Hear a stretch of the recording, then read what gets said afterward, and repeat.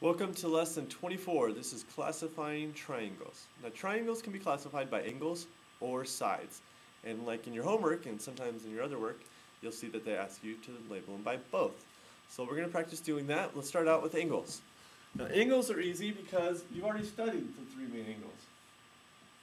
So one angle is right. That's 90 degrees. It forms when two perpendicular lines meet. You can make a box in a corner. That's a right angle. We also studied acute. Whenever that 90 degree gets smaller, it becomes an acute angle. And the other would be the opposite, obtuse, right? If it's a 90 degree and it gets bigger, it becomes an obtuse angle. Now those are your three triangles by angles. If this was a three-sided polygon, this would now be a right triangle because it has a right angle. This would be an acute triangle because it has an acute angle. And this would be an obtuse triangle because it has an obtuse angle. There's a little catch with this, so pay attention. Look at these two corners. These are acute angles. But it's called a right triangle, yes. As long as it has a right angle, it is a right triangle.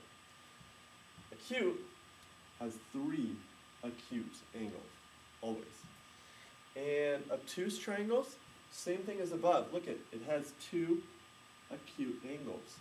But as long as there is an obtuse angle in it, it's an obtuse triangle. So whenever there's an obtuse angle or a right angle, those ones win. It becomes a right triangle, an obtuse triangle, and this stays an acute triangle because all three are acute. Okay? Now let's talk about labeling them by sides. There are also three ways to classify triangles by sides. The first is easy to remember because you want all three sides to be the same, so that's called an equilateral. And the way to label that is you put a tick mark right through each side that matches. So one tick mark means this side matches this side, matches this side. Okay? Let's say this was 5 inches. This would be 5 inches. This would be 5 inches. That would be an equilateral triangle. Okay? Now also, pay attention to the spelling. It's equal with an I. It's very different than what you should normally spell equal with, right? Alright, the second one occurs when you have two sides that match. So this side matches this side, but not this side. Some students say that looks like some kind of a evil bunny, but that's just how you label it, all right? An isosceles triangle starts with an I, right? Isosceles. And how many eyes do you have? Two. Two sides are the same.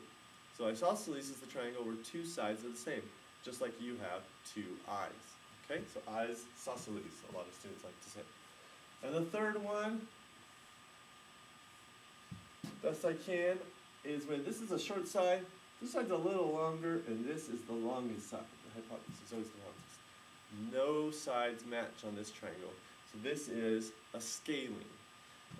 A student has suggested that a scale is rough and uneven, just like this triangle. It's uneven. None of the sides match. So there's scaling. So equilateral, isosceles, and scaling. Now, like in your homework, it asks you to label them by both. This would be an equilateral acute. This would be an isosceles acute. And this would be a scaling obtuse. You have to say both. Both by its sides and by its angles. So let's take a look at two of your problems.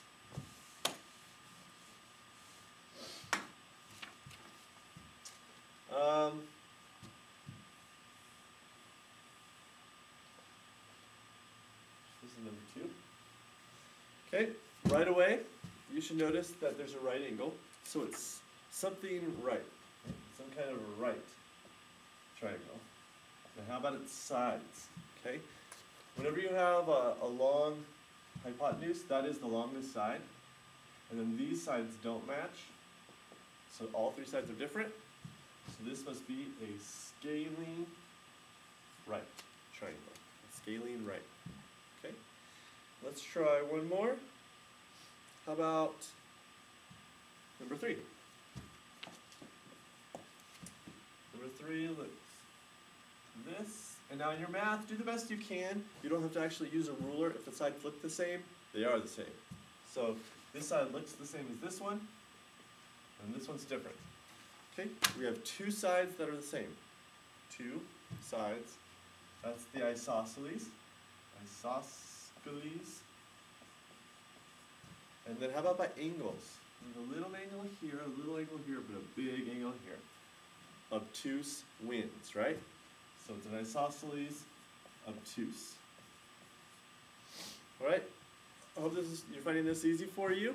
If you're having any difficulty, then come and see me. I'd be glad to help.